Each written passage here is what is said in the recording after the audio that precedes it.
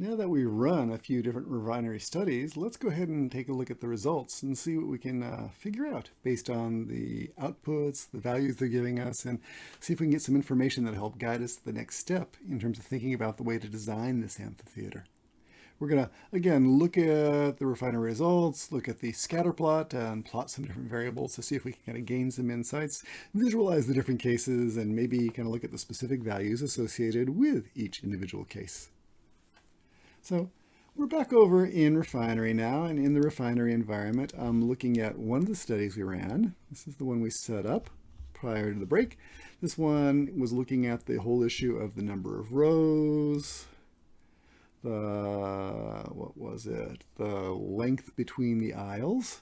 Okay, and then really just we're still reporting the number of seats, the average distance, and the unobstructed views ratio. So at some level we have these are the two different input variables. You can sort of see what the different test cases were. Okay, and this is now sorted out in terms of the number of seats. So let me go ahead and kind of have that in declining value. So that is the case. What do we have here? We actually have, what is it, 30 rows and a relatively short distance between the aisles, at least in terms of the cases that was generated. So that's one sort of alternative. We could start looking at any of these other alternatives in terms of not quite so many rows, different distances about what we consider to be acceptable for the aisles. You could also go through and filter. We haven't done that very much. If you want to kind of, just only sort of consider a specific range. See if I can get that in there. So just those are the only data values between, what is that, 10 and 20 rows. So we can take a look at those values only and kind of think about those results in terms of what they would give. You know, whether that, you know, they're highlighted there. Okay, so you can sort of see, some have pretty good, that's worse average distance to focal points. These are a little bit better, but there's also fewer seats in there. Yeah, it's interesting to kind of think about where these things cross over. The fact that the number of seats and the average focal point is related to the number of rows, that's not surprising. That's actually kind of expected. It's sort of interesting here where the distance and the focal points to the focal point and the obstruction start crossing. Those start to get to be some interesting cases that we might want to think about. So for example, this case down here is one where the number of seats and the average distance is the same, but the obstruction is really pretty good, as opposed to, let's see if we can find this case over here.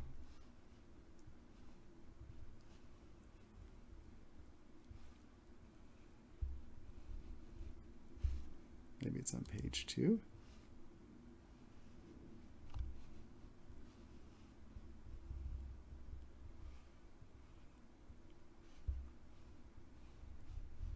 Not sure how I can isolate that one right off.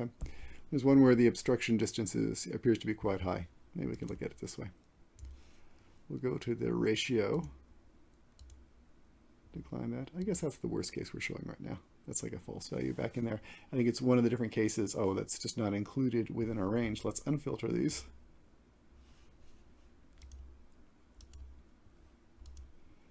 Here's a particularly bad case.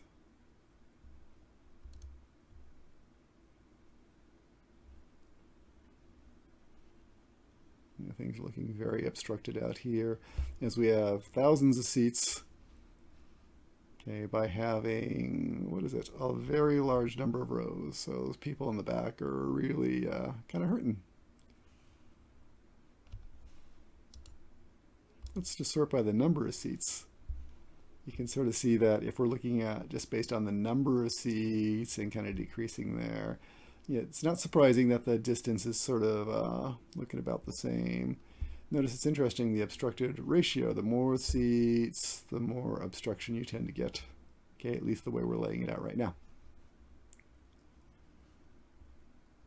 Okay, so we can look at it that way. Oh, I could go through and say, let's do the obstructed views by the number of seats or the average distance to the focal point. See if we have anything interesting in there. That's kind of interesting. Let's take a look at that. Maybe I'll just size those by the number of seats.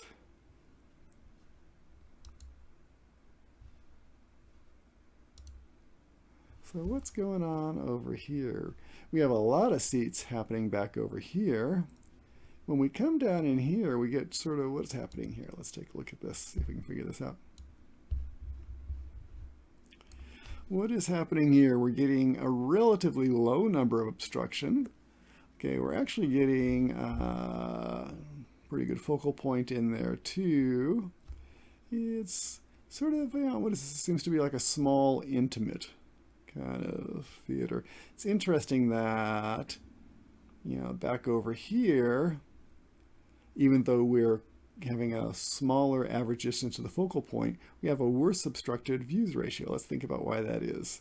So if I contrast this one, what's happening? I have fewer rows. That's kind of okay.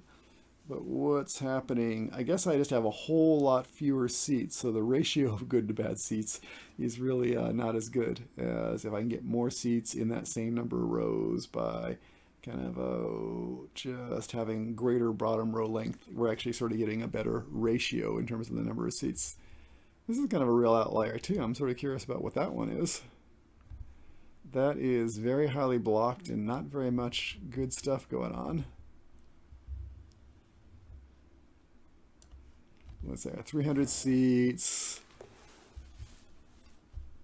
Average distance 44. You're pretty close in there, but many of the seats are blocked. There's only 6 rows. Interesting. Probably has something to do with the incline. Okay, so we can look at it this way and try to discern some value that way in terms of just thinking about that distance and or the number of rows versus the bottom aisle. This is a slightly different study. See if we can pop that in there. This is the one where we looked at the issue of curvature, as well as looking at incline, because we had a number of rows in there too. So we can have some different sort of trade-offs here. This is sort of just the data points that got generated. Let's get back to the visualization so we can sort of see this.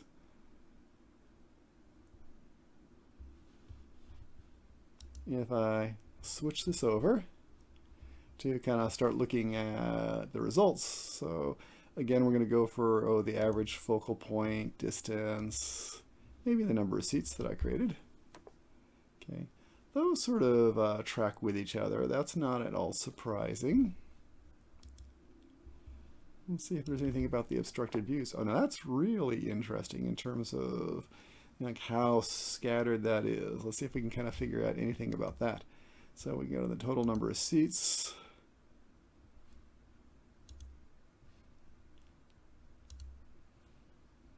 So what's happening down in here? We have a very small average distance. Okay, so we're getting very close in there.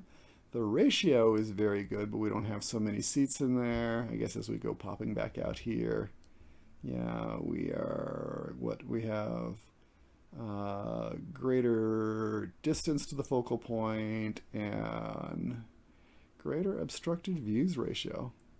It's kind of awful over here, like you actually have something that has an obstructed views ratio of close to 1. Let's think about really what's driving that.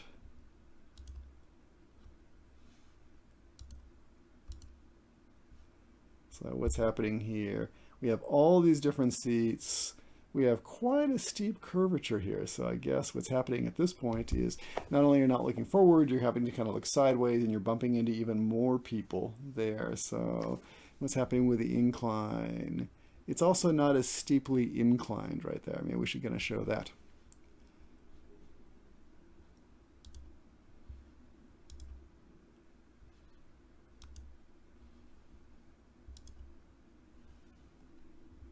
So as that incline gets worse or less and less, you're seeing that basically the obstructed views ratio is getting very, very bad. So let's do this. That's not a bad incline there, but I guess what's happening there, our distance isn't nearly as far. It's a very steep incline here, what's happening there with that very steep incline, what's happening, we're getting kind of a pretty good focal point there. Our obstructed views ratio is about half there. Okay, so different ways we can kind of play with this. And really that's what it's all about, is just giving you some insight so you can kind of quickly trade off these design variables and really decide how you may want to proceed as the next step in your design, either kind of further refining the model or just kind of changing your whole design strategy. So those are both kind of valid outcomes, but hopefully this refinery analysis has given you a little bit of something to operate on as you proceed to the next design step.